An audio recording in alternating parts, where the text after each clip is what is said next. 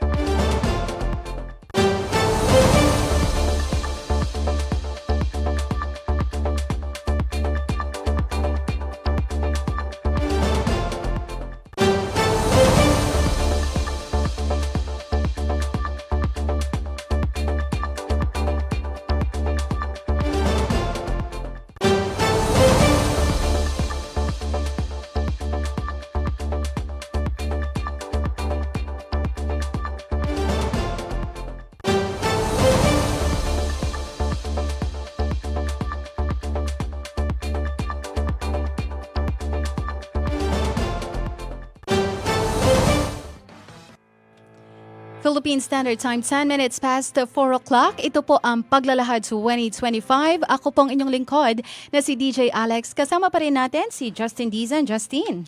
Yes, mga kabalen, mga viewers ho, no, ngayong hapon napaka-special nitong ating episode. Pero bagong lahat, gusto ko munang sabihin, ito hong programa ang Paglalahad, itong ginagawa natin. Ito ho'y, syempre gusto nating makilala, ma-interview itong mga aplikante natin sa iba't ibang posisyon sa gobyerno. Kaya nagpapasalamat tayo, kagaya ho ng panauhin natin ngayon, isang tawag lang umuo.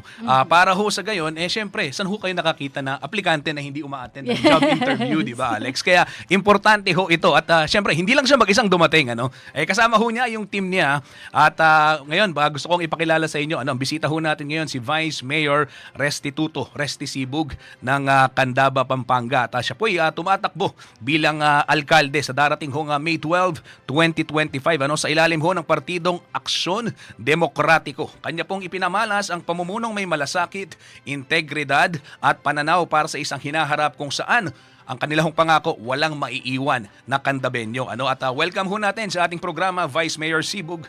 Magandang hapon po.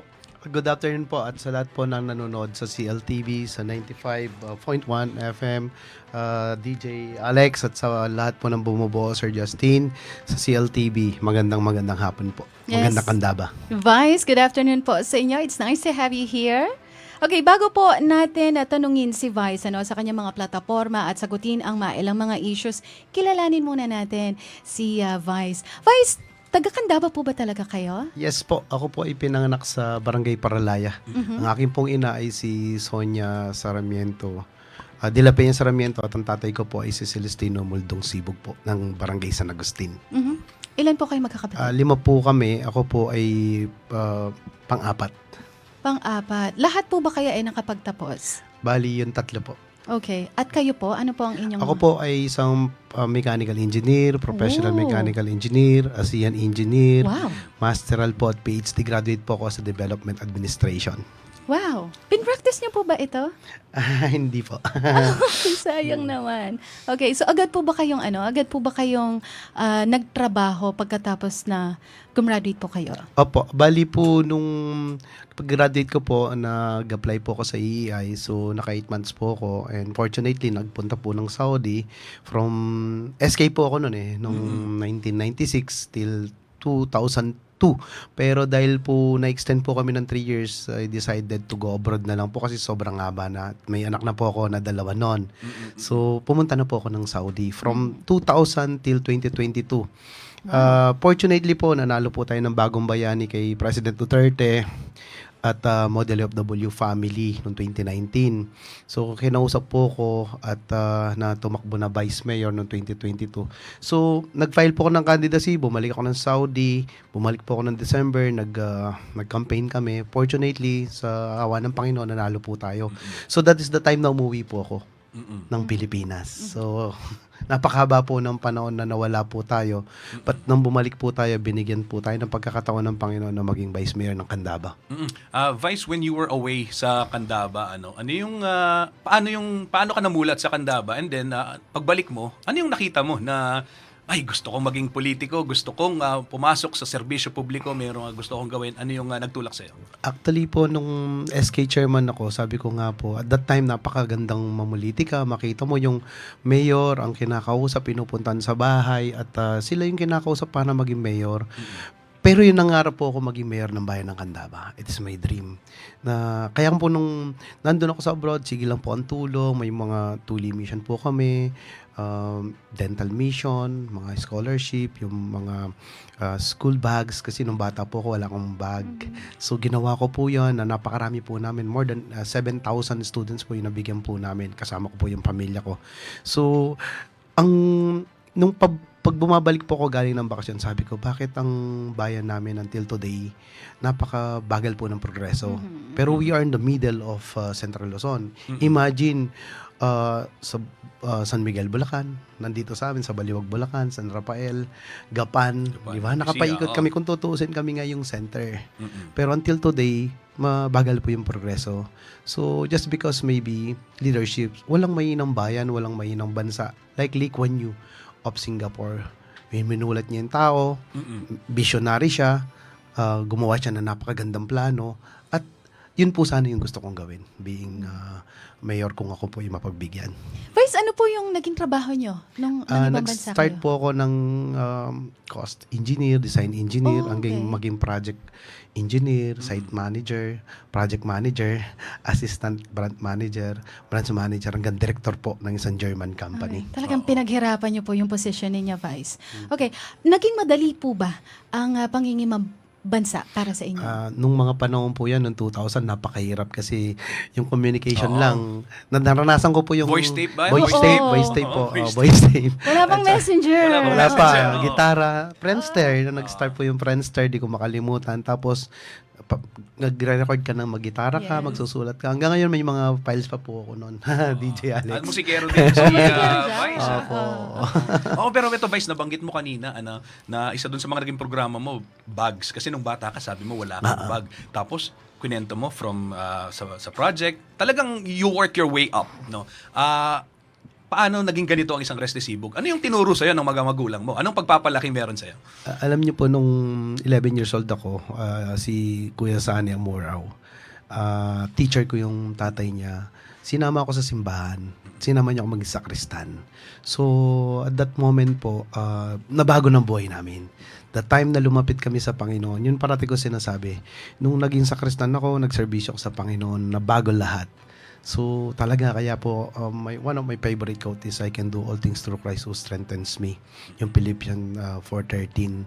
Na, yun po yung nagpabago sa buhay namin. From there, yung pagdinegosyo nila nanay, masenso na po. Hanggang nung matapos nga din po ako. Kaya, I am very confident sa lahat po ng aking laban, kasama ko ang Panginoon.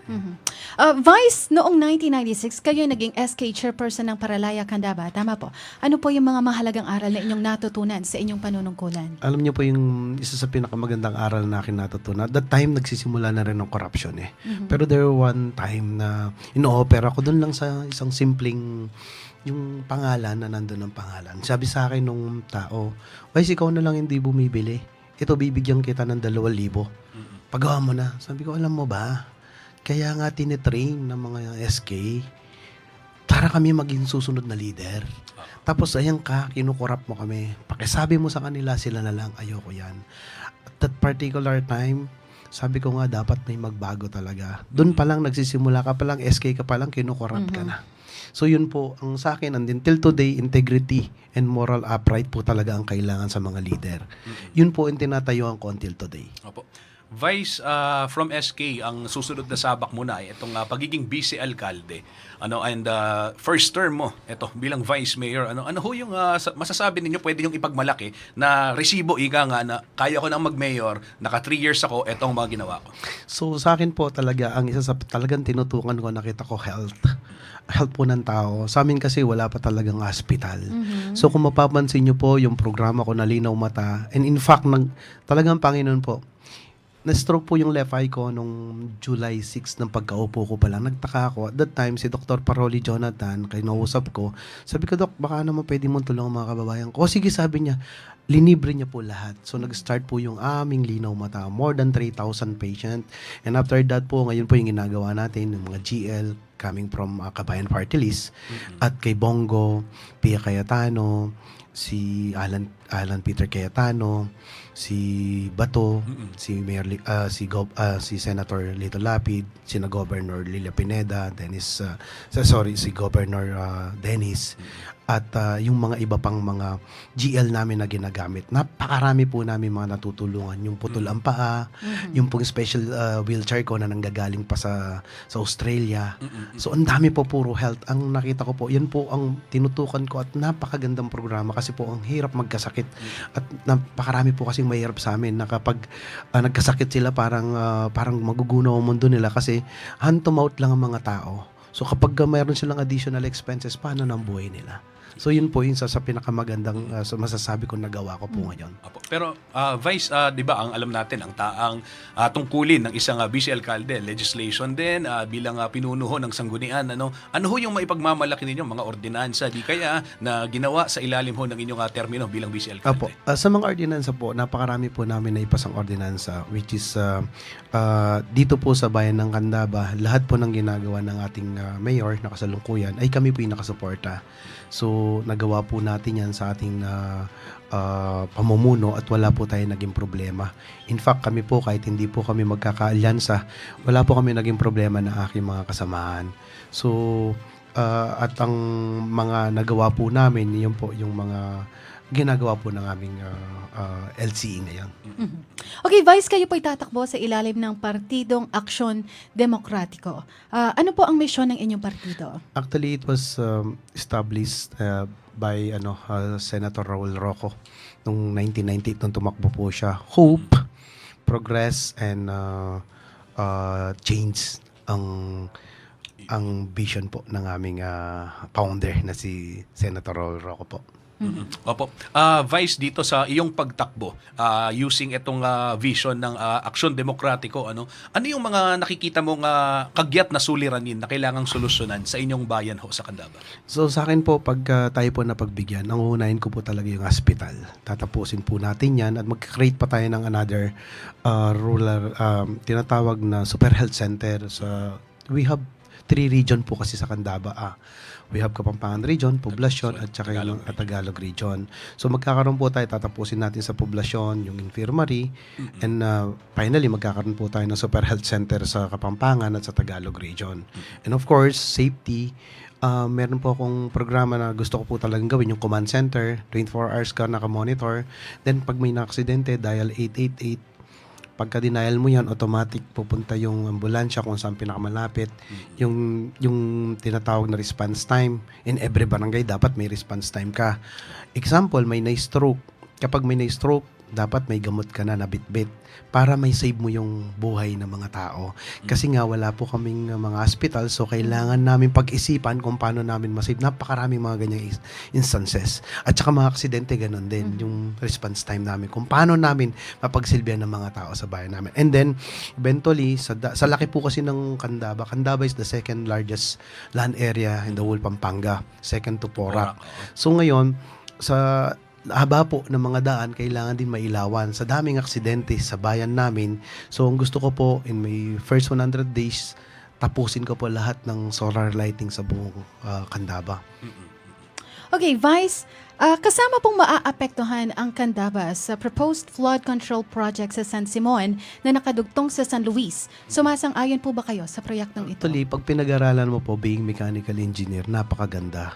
Kung may mudat lang ang tao, sabi ko nga, the only constant in this world is change. Kung pwede, kasi tignan mo, throughout these years, ano nangyayari? Yung tubig dadaan lang, paglabas ng tubig na sayang. Whereas, kung gumawa ka ng simple, yung pinag-aaralan, it was studied already long time ago by Japanese consultants na i-stack lang naman siya. So magkakaroon pa tayo ng aquatourism, water tourism, kung ano pang ibig mong sabihin dyan. Napakaganda po niyan. So sa mga kababayan ko na nagdadalawang isip kung maganda pa to o hindi, pag-aralan nyo muna po bago natin kontrain, pag-aralan po na maayos. At hindi ito ipapatupad ng kung sino man, ng ating presidente o kung sino man, mga congressman o senator, kung hindi po pabor sa karamihan. So sa akin po, kung ito'y pinag-aralan at talagang tinuunan ng pansin, milyon-milyon po ang ginastos para lang pag-aralan yan. So sa akin po, agree ako dahil the only constant in this world is change. Kaya subukan po natin at malay nyo po yung mga susunod na generasyon, maganda po may dulot nito. Sundutan ko lang kasi Vice, na interview ka namin last time tungkol dito sa water impounding area na na-propose ni PBBM. I'm not sure kung parehas na ba to, ano na ba yung inabot, kasi nung time na yun wala pang location eh.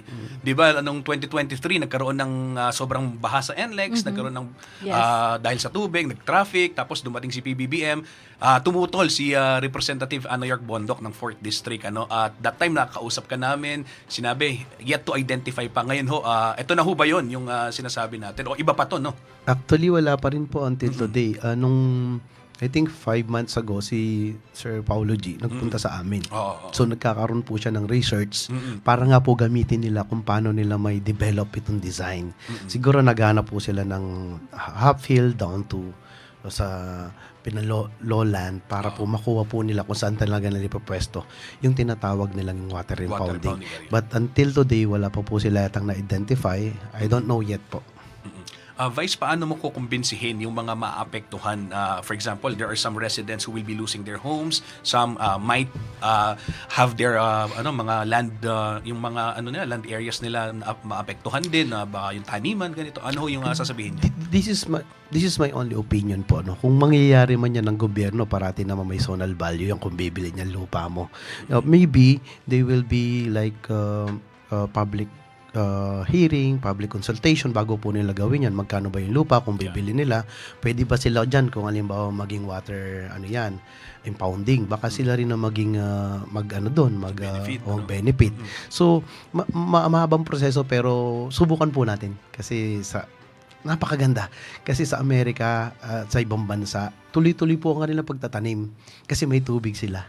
Sa hirap po ng tubig ngayon kasi dadaan nga lang siya. Pagdaan niya, tapon lang. Sayang po ang binibigay ng kalikasan na hindi na magagamit natin. Dahil nga po kulang po tayo sa technology.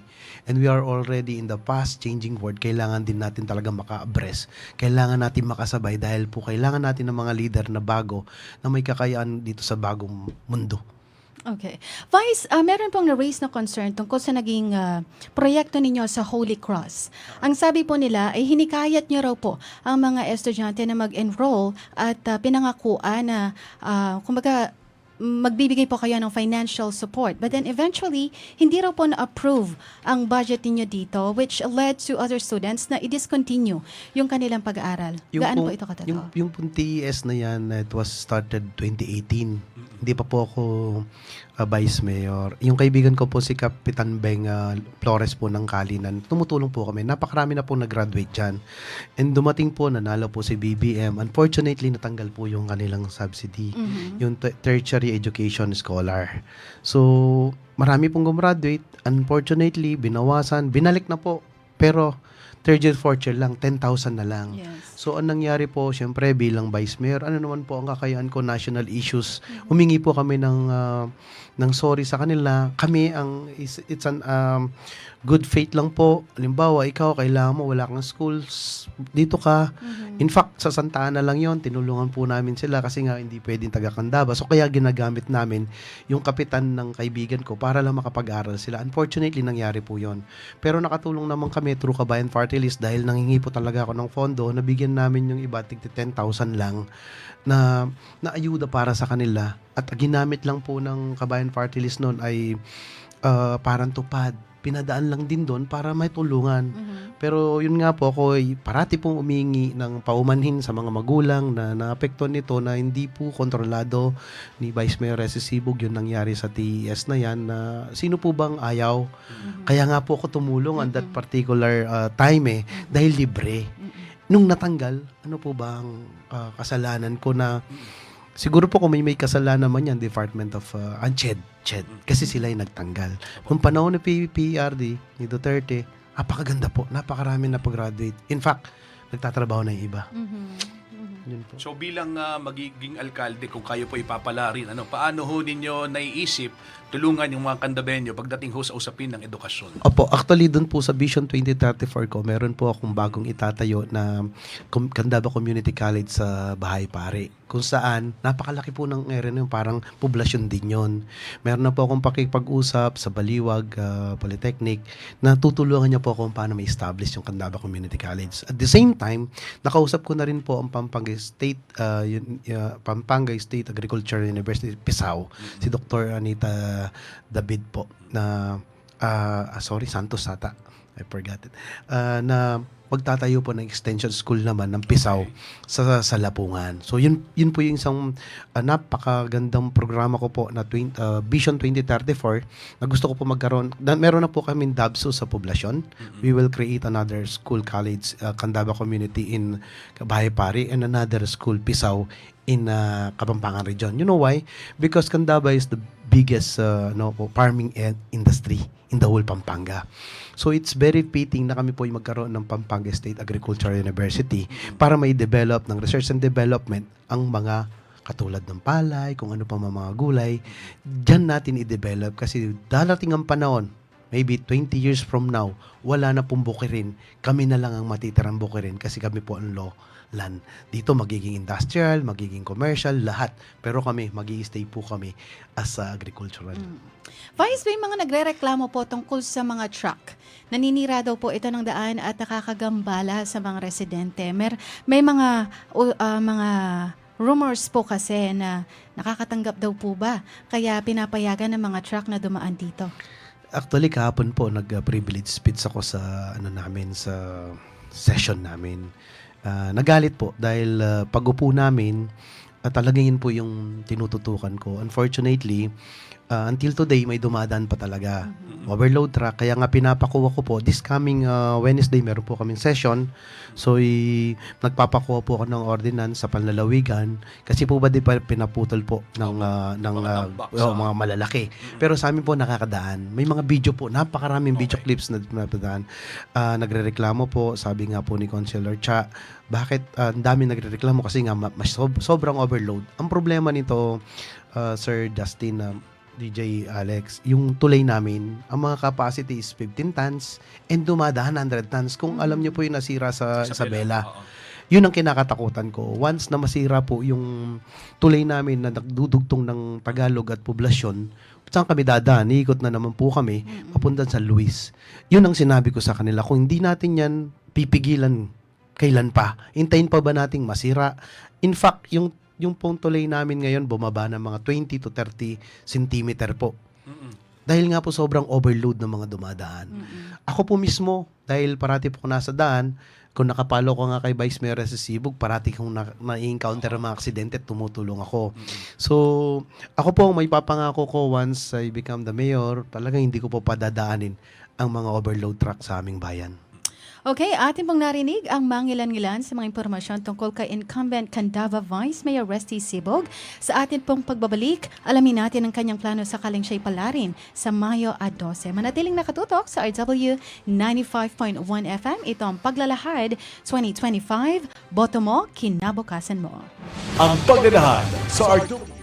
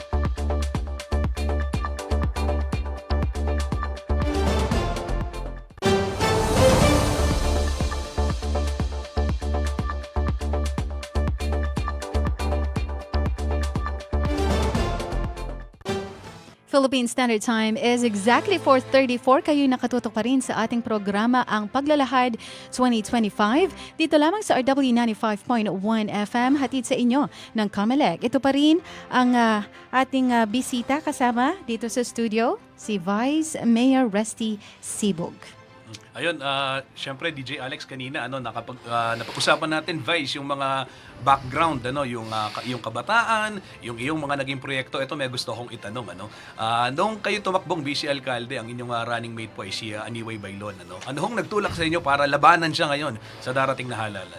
Actually, nung naging vice mayor na nga ako, ang parati ko kasi naririnig sa kanila kapag may lumaban na matino na sa bayan ng Candaba, hindi na po sila tatakbo. So eventually, tatanim sa aking isipan, habang papalapit ang election, umingi naman po kami sana ng meeting. And in fact, at ang gagawin ko po sana ng vice mayor, si Rain Bailon, yung councilor ngayon. Pero hindi po natuloy yon kasi nagdidesisyon po kasi sila, parang mga 1 week before the filing of candidacy, ganun na po sila magdesisyon. So parang nabitin po kami, kaya kung mapapansin nyo, 4 na lang din po ang councilor ko. So hindi po nagkaroon ng coalition at sinabi nila, karapatan ko lumaban at karapatan ko bilang Pilipino lalaban. So yun po yung ginawa ko, kaya lumaban na rin po ako dahil marami na po akong nakausap. At syempre yung plano ko po, ang laban na to hindi naman sa sarili ko kundi sa bayan na to. At ang mga kababayan ko, alam naman po nila kung ano yung plano ko sa bayan na to. Okay, maaari niyo po bang ibahagi sa amin etong na-mention nyo kanina, yung programa po ninyong pangkalusugan na Oplan Linaw Mata? Opo, yun po yung nagsimula nung na-stroke po yung eye ko. At mula po noon, bumili po ako ng mga L3. Sinusundo po namin sa lahat ng mga barangay. Libre po yan. So sa barangay, halimbawa sa barangay Tagulod, pinakamalayo, dadaling ko po dito sila sa Mount Carmel. Imagine mo, Mount Carmel pa po. So yun po, napakarami po namin yung mga katarak, libreng napakarami po nilang na gamot. So yun po yung ginagawa po namin, libre po lahat. How about sa mga sa mga maliliit na negosyante at mga local entrepreneurs? Ano po yung plano ninyo sa kanila? Yun po, yung plano ko po is yun nga po, yung pinakauna po sa amin, ibalik ko po yung festival. Kasi napakahirap po talagang makapag-create ng negosyo sa Candaba. Wala po kaming industry eh. So paano ka makakapag-create? Like Dubai, like Singapore, kung saan po ako, siyempre 22 years po ako sa abroad, nakita ko kung paano i-develop. And even Saudi Arabia, they have the biggest oil reserve in the world. Pero bakit sila pumupunta sa tourism? Kasi there is money in tourism. To create economy, kailangan magkaroon ka ng tao.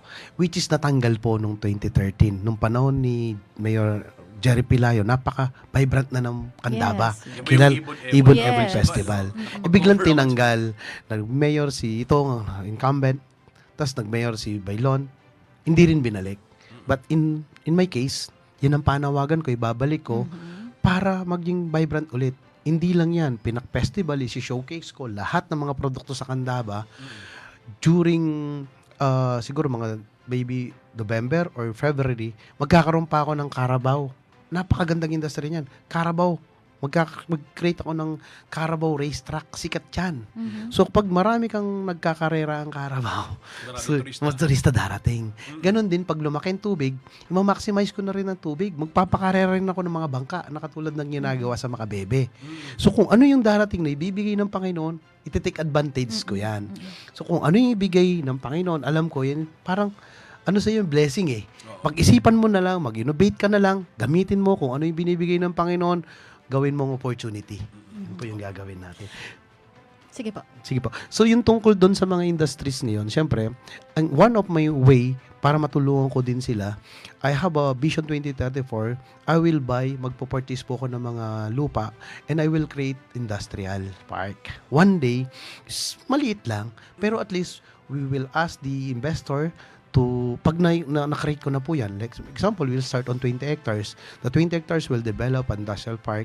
Siyempre, pag nagkaroon ka ng mga industry, magkakaroon na ngayon ng negosyo ang mga maliliit naming mga kababayan.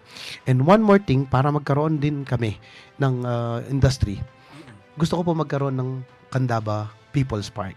Sa loob ng People's Park, maybe I'll buy, maybe first 5 hectares, 10 hectares, up to 20 hectares. Sa loob ng park, magkakaroon po tayo ngayon ng mga sports complex, mga ganon. Tapos dito, mayroon kang parang mga stall, tapos dito may parking. So, pag pumasok ka dyan, kompleto na lahat. So, magkakaroon kayo ng panibagong industries.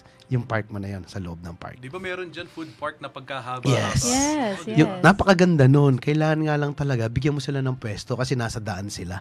So, yun po yung naisip ko. Kaya nga po, pagka tayo na naupo, bibili tayo ng lupa, doon natin sila ngayon ipapasok. Doon na, para hindi na doon sila sa daan. May mga parking kasi nagpa-park lang din sila sa gilid. So, yun po yung ipapasok ko kayo, yung food park doon. Vice, kanina na-mention mo na yung Candaba, malaki yung lupa, gaya nga ng binabanggit mo. At kung darating yung panahon na mawawala yung mga bukirin, kayo mananatili ho kayong agrikultura, yung primaryang industriya. Ano ho yung mga programa ninyo para matulungan ito hong mga magsasaka? Lalo na considering na yung panahon ho ngayon talaga nakakasira ng pananim, sobrang init, andyan niya yung baglang lalakas yung ulan. So paano ho mapoprotektahan ng isang restrisibog ito hong interes ng mga manggagawa sa sektor ng agrikultura? Alam niyo po, napakaganda niyan kasi dahil po farmers ako eh. Ang tatay ko until today, kami po ang problema namin talaga yung mga equipment. So, pag tayo po ang pinalad, ang gagawin po natin, sabi ko nga, ang plano ko po ay bumili ng immediately 3 bako, dozer, mini dump truck. Ayusin ko po lahat ng mga patubig, lahat po ng mga dinadaanan para may develop. Like in Vietnam. Dati Vietnam, tinuturuan natin. Ngayon, tayo na nangongopya. Kaya nga, gusto ko talaga magkaroon ng mga school para yung research and development. But sa akin po, talagang una sa lahat, bumili mo naman ng mga equipment kasi po so far, wala po talaga kaming kababago lang po nung nabili namin bako. Gusto ko mas marami kasi sa 3 region magkakaroon po ako in every region meron po akong kanya-kanyang designated na 3 kagad dyan nakaset. 2 mini dump truck, bako, bulldozer, at saka nandun na yung grader na para maayos ang mga daan. Tapos ang problema namin, yung tubig sa hindi na hukay, hindi na dreads. Kaya kung magtanim sila minsan sa isang pagtatanim pa lang, season, wala na silang tubig. Kasi hindi na nahuhukay. For a very, very long time, kung ano yung ginagamit, ganun pa rin. Para naman mahukay ng mga farmers, sila gagastos. Kaya tapos magkano na lang ngayon? Actually, umiiyak sa akin ng mga farmers. Ang bilihan ng palay, 14, 15. Tapos pag sa NFA, 24. Kaya maybe next week pupunta po ako sa NFA at makikiusap. Sabagay, makikiusap na po ako sa NFA. Yun. Sana tulungan niyo po yung mga kababayan namin. Napakahirap magtanim, napakamahal ng inputs. Pag ang output mo, 14, parang ayaw mo na. Ibenta mo na lang ang lupa mo. So, sino na magtatanim? Sinong tutulong sa mga kababayan natin farmers kung walang intervention ng ating gobyerno? So ang akin po, sana po sa NFA, tulungan po natin, no? Kaya mismong LGU sanang mamili. Pag tayo po, gagawin po natin, kung talagang sobrang baba, LGU ang bumili, stock muna, tulungan natin po ang ating mga kababayan. Pag-iisipan po natin yan, may mga plano tayo para sa mga susunod na panahon, may establish po natin at magkaroon ng magandang kita ang ating mga farmers. At di mo naman sila mawalan ng gana. At kaya ang mga bata, ayaw po nila maging farmers kasi dahil nga po napipil nila na sobrang baba ng kita. Wag po kayong mag-alala. Yung Vision 2034 ko, magandang kandaba po ang idudulot ko. Even yung patubig po, ikukoncrete natin yan. Solar water po, marami na po. Parating na po, wag po kayong mag-alala sa mga farmers. Eventually po, lahat po ng patubig sa kandaba ay solar na. At yung concreting po, gagawin po natin yan in our administration kung pala rin po. Okay, Vice, bakit hindi po natuloy ang Peace Covenant signing sa Candaba noong March 7 at anong masasabi niyo rito? Bukas po matutuloy na. Actually, sa miscommunication at hindi ko po masisisi yung PNP tsaka COMELEC kasi nagdatingan po yung tao po ng mga taga ibang dalawa po. So kami po 30 lang. Parang kami po sinunod po namin yung talagang sabi nila pamilya lang. So yung iba naman po kiniklaim nila hindi po nila nabasa. Yung isa naman sabi po nila na hindi naman daw po sila marami. Natakot po yung mga pulis. Kasi nga wala po din po yung COP, yung deputy lang. Kung magkagulo nga naman. So, sa kanila po naintindihan ko na baka po magkaroon ng problema. Kaya nga Peace Covenant tapos nagkaroon ng problema. Kaya po, inanan lang po, reschedule. So, bukas po ng 2:00. So, kung mag-alala nga mga kababayan, bukas po yung covenant namin. So, wala naman po masyadong issue yan dahil lang naman yan. Parang iniiwasan lang po ang magkaroon ng problema. Pero kumusta ho ang relasyon ninyo kay sa mayor at sa mga iba pang iyong makakatunggaliho sa halalan? Okay naman po kami. Sabi ko nga sa Candaba, pag nagkita po kami, nagmamano po ako dun sa dalawa kay Apo Niway, kay Mayor Maglangke. Pag nakita ko, nakikipagyakapan po ako sa kanila.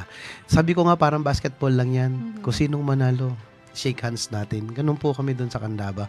Wala pong, kung meron minsan po siguro, nagkakainitan po sila sa mga salita. Normal po yan sa election na meron po sigurong batuan minsan ng mga problema, issues. Pero sa akin po, pag totoo ang issues, okay lang, nasabihin mo, totoo naman pero kung di po totoo, paninira yan. So okay lang po yan kasi pumasok ka sa politika dapat hindi ka po balat sibuyas. Okay. Medyo mainit-init ang pinag-uusapan natin dito. Bibitinin ko muna kayo. Magbabalik po ang ating programa, ang Paglalahad 2025. Philippine Standard Time is 5:44. Ang paglalahad.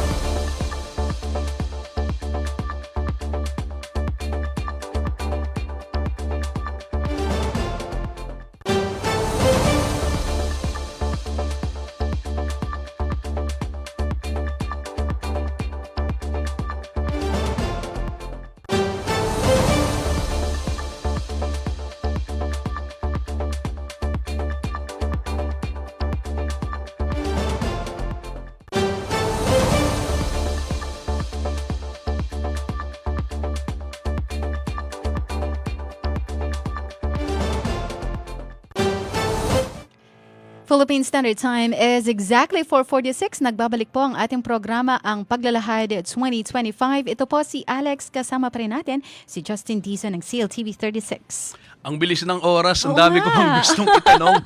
Pero si Vice Mayor, talagang handang-handa Oo po, nga. in fairness. Ito Vice, may gusto akong tanong sa'yo. Trending kasi ngayon usong-uso, syempre alam naman ho natin yung pagkaka-aresto ng dating presidente. Usapin, maraming nagsasabi, ginawa niya yun para pigilan ang paglaganap ng droga. Yung iba naman sinasabi. Pero ito, nananatiling problema yung droga sa ating mga komunidad. Ano ho yung nakikita ninyong magiging pwedeng gawing proyekto ng isang restisibog kung kayo po ay maupo sa bayan ng Candaba para humakontrol din yung itong ganitong klaseng problema? Ginagawa po ng aming bayan ngayon, meron po kaming rehabilitation. Rehabilitate kasi sakit po kasi ang drugs eh. So kailangan ting gamutin. Ngayon, yung mga puser naman, kung talaga mahuli, kulong po talaga sila. So sa akin talagang rehabilitation. Kaya mga biktima lang po sila ng mga puser, mga drug lord. So, lumalaganap ang drugs. So, talagang paigpitin. Yun nga po, yung sa akin command center, nandun po, makikita mo yung dealings nila. So, once na nagawa ko na po yung 24 hours Oo. na command center at mga ilaw, makokontrol ko po yan. So, I'm not worried about that dahil pag ako po naging mayor, magiging drug-free ang Candaba. Okay, ready na po ba kayo? Dadako na tayo Hindi po. sa ating sa ating for or against. Okay, Vice? Kailangan niyo lamang pong isagot kung for or against kayo, kung sang-ayon or hindi kayo sang-ayon. Okay, and let's begin. Pag-aresto kay dating Pangulong Rodrigo Duterte ng International Criminal Court, are you for or against? Against po. Pagpapatuloy ng kasalukuyang administrasyon sa kampanya laban sa iligal na droga sa parehong paraan na isinagawa ng nakaraang administrasyon. For or against. For. Pagreporma sa sistema ng edukasyon upang mapabuti ang kalidad nito. For. Pagtatayo ng dike para sa flood control project sa San Simon. For. Pagbabawas ng edad sa criminal liability sa Pilipinas. For po. Patuloy na pagsasagawa ng confidential at intelligence funds ng ilang ahensya ng gobyerno. Against po ako. Pagre-regulate ng social media upang maiwasan ang fake news. For. Pagsasabatas muli ng death penalty sa Pilipinas. For po ako. Proteksyon para sa media at mga mamamahayag. For po. Paglalaan ng mas malaking pondo para sa libreng healthcare services sa Candaba. For po. Pagpaparami ng health centers at ospital sa inyong bayan. For po. Okay, pagbibigay ng mas malaking papel sa kabataan sa lokal na pamahalaan. For po. At pagdagdag ng pampublikong transportasyon sa mga liblib na lugar. For po tayo dyan. Okay. Alright, next. Dito naman tayo sa ating fast talk. Okay, Vice Mayor, simple lamang ito. Magtatanong kami. Sagutin niyo po ito ng mabilisan lang. Pipili kayo sa dalawa, okay? Sige po. Alright. Top or bottom? Top na lang po. Okay. Night sessions or early morning briefings? Early morning. Slow and steady or fast but risky? Slow and steady. Private meeting or full public disclosure? Full public disclosure. Sa steak, rare or well done? Well done. Okay, eto slow or rough? Slow na lang po. Slow na. Spicy or sweet? Sweet na lang po. Sweet po ako. Ayan, dalagang Pilipina o liberated? Again pa? Dalagang Pilipina o mas bet nyo po ang liberated? Pilipina po. Dalagang Pilipina. Alright. Okay, Justin, may gusto ka pa bang itanong? Nagulat ako dun sa una mong tanong. Wala naman dito. Tingnan nyo, wala ako dito yon. Joke lang. Hindi ho, ito. Pinalitan ko lahat. Hindi, siguro puntahan na natin yung huling Sige. tanong. Vice, ito, meron na matinding tanong ito. Bakit ho kayo ang dapat iboto ng mga kabalen natin dyan sa bayan ho ng Candaba sa darating na Mayo 12? Sir Justin, siguro po it's high time na talaga magkaroon po ng bagong leadership sa Candaba. Sabi ko nga po, sa 22 years kong pag-alis sa bayan namin, ang mga ibang bansa, ang ibang bayan, o sa buong Pilipinas, pumupunta na sila sa buwan. Kami sa bayan, daan pa lang wala na. Imagine mo, kapag nanood ka sa aking video, makikita mo, ni ultimong daan, alam mo, may mga lugar pa sa amin na kapag nagkasakit ka, binubuhat ka lang. para lang dalin sa labas. Hanggang yung walang daan. Pag pumunta ka sa mga pinupuntahan ko, maawa ka. Ngayon tanong mo sa akin kung dapat bang palitan ng liderato sa Candaba. Dapat po. Kahit hindi po ako, basta mabago lang. Ang ibig ko sabihin, this is the high time na para magkaroon ng bagong leadership. At sabi ko nga, sa aking pamumuno at sa aking Vision 2034, kung may oras lang po ako, ipipresent ko sa inyo sana. Pero one day, sa panahon ng eleksyon, makikita po ng ating mga Candabeños yung tinatawag kong Vision 2034. Saan patungo ang bayan ng Candaba? Gusto ko po, wala na pong mga tao na dadaan sa putikan. Magkakaroon sila ng healthcare na talagang masasandalan, na libre. Na pagpunta nila, kahit sila'y mahirap, lalo na yung pinakamahirap, kilala naman natin ng mga tao sa Candaba kung sino sila. Kung talagang sobrang nang wala sila, wag na natin pabayaran. So sa akin po, mga school, mga equipment sa ating agrikultura, at lahat po ng mga pangangailangan na kailangan ng ating mga kababayan ay aking tutugunan. Mapagbigyan lamang po ako, sabi ko nga, kung hindi natin susubukan, hindi natin malalaman. At sa amin po, pakiusa po sa aking mga kababayan, parati ko namang sinasabi sa inyo na si Resty Sibug, wala pong may pamimigay na pera sa panahon ng halalan, at ang parating ko pong sinasabi na kung hindi po natin babaguhin ang sistema ng ating pagboto, wala pong magbabago. Paulit-ulit po yung cycle of poverty. Kung mabigyan po kayo, huwag na po kayong mag-expect ng panibagong pamamahala. Pero sabi ko nga po, subukan nyo ang isang Resty Sibug na totoong magsiservisyo sa inyo. At kung ako po'y mapagbigyan, ang buong puso ay aking aalay sa aking bayan. Nakita naman po nila ang difference ng aking campaign. Ako po ang pumupunta sa inyo upang humingi ng tulong, at ako po hindi nagpapatawag. Gusto ko pong maramdaman ng bawat Candabeño na mahal ko po sila at pinupuntahan ko para maramdaman ko kung ano ang kanilang nararamdaman. Inahalimbawa ko nga po, sa lahat ng aking pununtahan, tinutulay ko lang po ang isang kawayan. Imagine nyo hanggang ngayon sa panahon na to, may mga ganyang pang sitwasyon. Sa ibang bansa, sabi ko nga, pumupunta lang sila sa langit. Umahakit na sila sa buwan, pero sa aming bayan, daan pa lang, wala na po sila.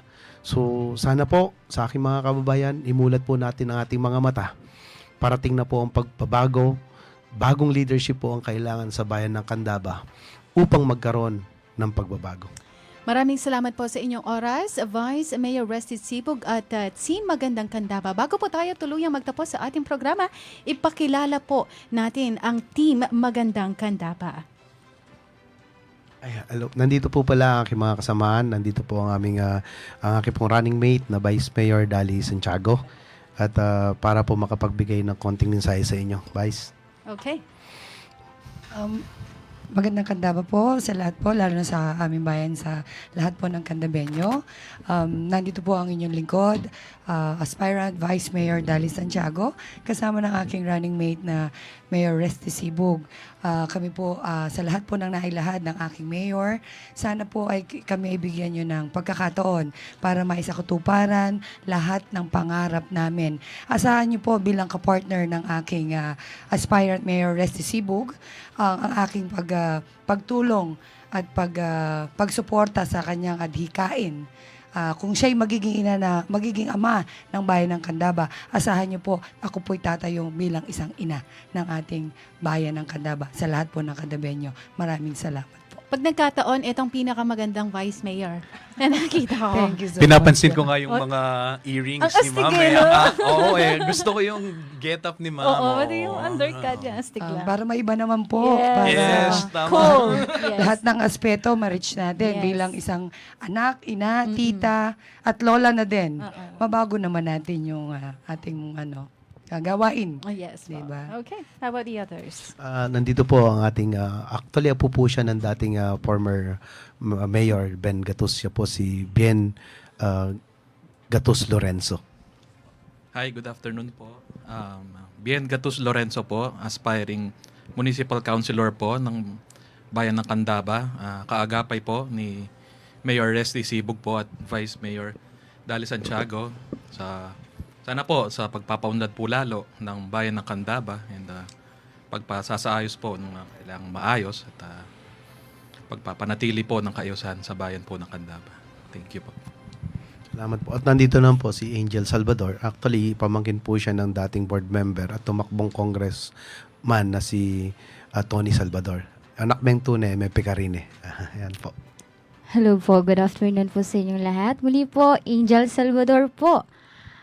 Anak po ng Barangay Talang at kasalukuyan pong nasa Barangay Paralaya. Sana po ay suportahan po ninyo ang magandang Kandabatin. Ayun po, maraming salamat po sa inyo. Thank you. At nandito naman po ang Yaya D na yaya po ng Candaba pagdating po sa healthcare at pagtulong sa mga mahirap. Gisingin nyo lang po siya kahit anong oras na po siya. Rick Puno Talaga yan, Sebastian. ha? Automatic po Singin ang ko nga serbisyo. Rick Puno Sebastian, dating kagawad ng Salapungan.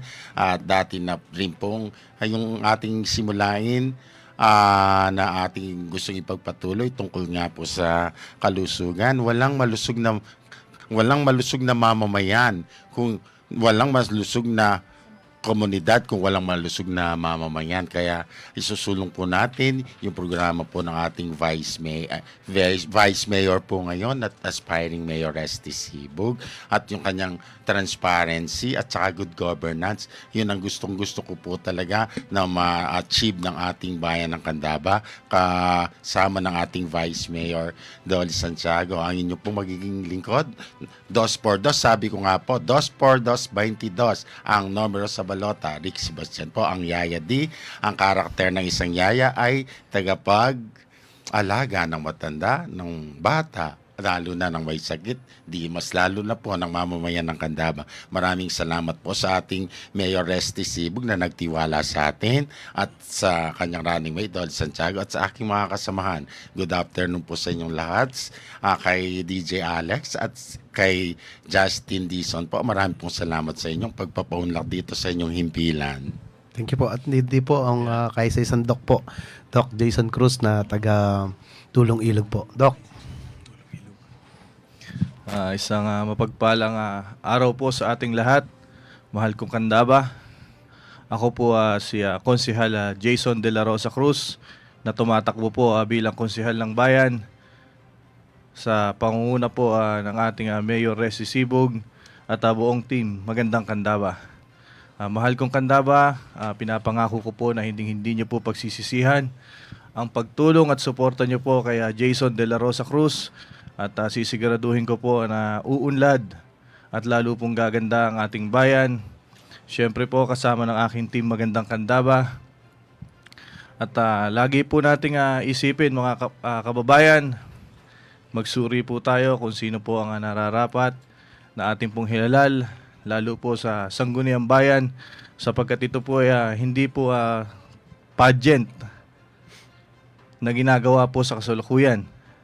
Magsuri po kayo kung nakikita nyo po sa amin na kami po ay karapat-dapat din naman.